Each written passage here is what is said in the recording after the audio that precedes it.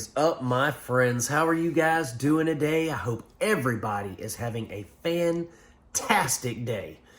Wherever you're at and whatever you're doing, I hope you are thriving and striving, my friends. I hope that you are loving yourself and the people that you're with, because that is what it's all about. Guys, today we're talking about a movie from about 10 years ago. This is from 2015. This is directed by Anne K. Black. It is called Mythica The Darkspore. Now, I'm a big fan of fantasy films, guys. You know that. I love Willow, Conan. I mean, I like a lot of fantasy. I'm a big D&D fan. So, it's very rare that a fantasy film is released that I can really get behind, because I'm old school. I come from Clash of the Titans and Conan the Destroyer and, you know, films like that where it wasn't necessarily high fantasy with fireballs and magic missiles and all that, but it was set in foreign lands with exotic locales and creatures, and we're slaying demons and killing dragons, and we're doing all that. And those are the things that I grew up with.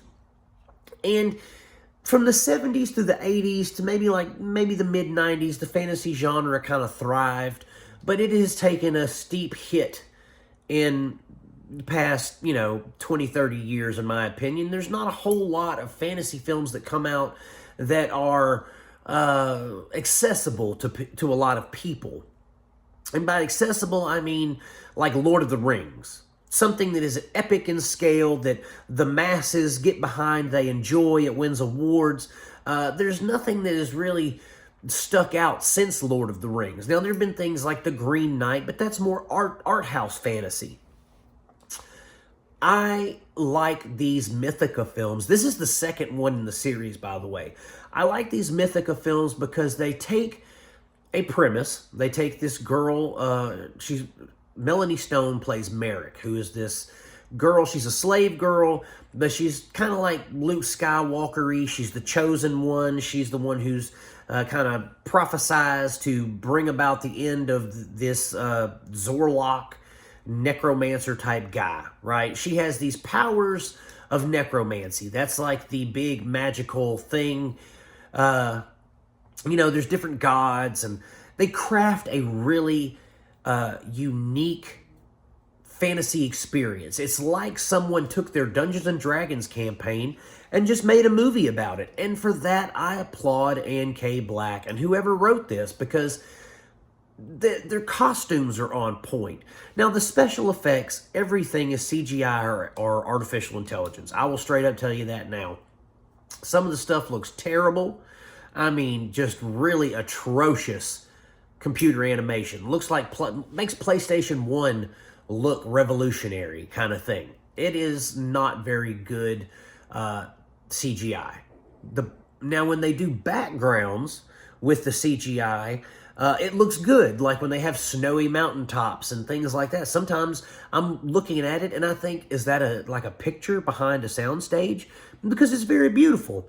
And then there's also a lot of on-location filming, which I also appreciate, because there's a lot of fantasy films nowadays that just use green screen, mocap, and more green screen.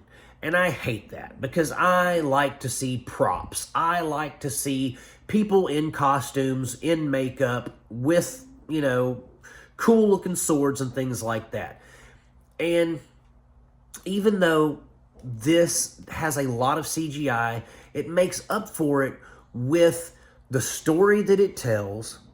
And I mean, this is like a 5-movie series, guys. I mean, it's really, they go in depth with the story. And the thing is, when I first started watching this Mythica series, like I said, this is the sequel. I think I did Mythica Quest for Heroes a few years ago, maybe. And I may watch it again and do another review at some point. But I watched Darkspore recently on my trip to New Orleans, and that's the one we're talking about. So the costumes look great. The production design looks awesome. They actually build their sets. They look like they're in medieval towns. They may have filmed it at a Ren Fair. I don't know. But it looks like a fantasy film is supposed to look. The story tells like a fantasy film is supposed to tell.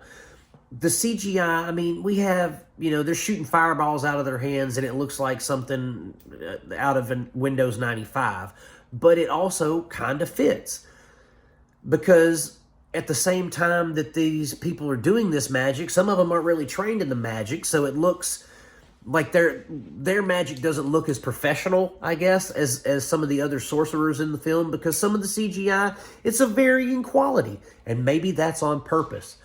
But either way, Mythica The Darkspore picks up where the first one left off, where we find Marek. She's, her and her team of Thane and Tila and Dagon, they're all, still adventuring, still together. They have their own kind of little guild, and it's just a fun.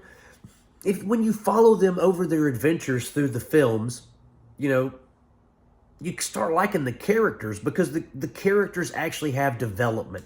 They actually have personality and charisma, and you want to see them succeed or fail, or you want to see Zorlok lose. You want to see the bad guy from the Thieves Guild that's tracking them down. You want to see the guys. You want to see the outcome of the films, and that's what's most important here to me. I can forgive bad CGI when I know that there is passion and love behind what these people are doing.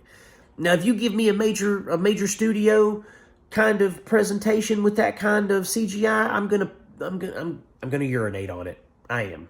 I'm going to crap all over it, and I'm going to tell you how lame it is when you have the money that you can make props, you can make all these things, and you choose to use poorly rendered CGI when you're a billion-dollar company. Shame on you. But these people are geniuses. They used what they had to the best of their ability, and they created an amazing fantasy series. If I could own all 5 of the Mythica films, I would, because they look like sci-fi original channel films, and maybe they were. But they are unique, they are fresh, and they feel like the fantasy that I grew up on. And that's what I love about them, is the fact that they take me back to a better time of filmmaking where there were props, where there were actual characters and costumes with development, and the story was told completely and chronologically, and it was just a fun experience. It makes your imagination spark off. And there's not a whole lot of films now that are created in the fantasy genre that really are fantastic. The last one I saw that I really, really enjoyed was the new Dungeons & Dragons, Honor Among Thieves. And that was a major film from a major motion picture company that did it right. And this is an independent fantasy film that does everything right. And I highly recommend that you guys check it out. It is worth your time. It's worth your money. 2 thumbs up. You can check it out on Tubi and you can check it out on Prime. So you got options, my friends. Give Mythica, A Quest for Heroes, Mythica The Darkspore. Give them a chance. Fall in love with these characters. Fall in love with this world and enjoy the stories being told, guys. Thank you so much for hanging out with me and talking about Mythica The Darkspore for just a little bit. Hit that like and subscribe button on the way out, my friends. And as always, I am going to keep making them as long as you keep watching them. Peace out. God bless you, and I'll see you soon.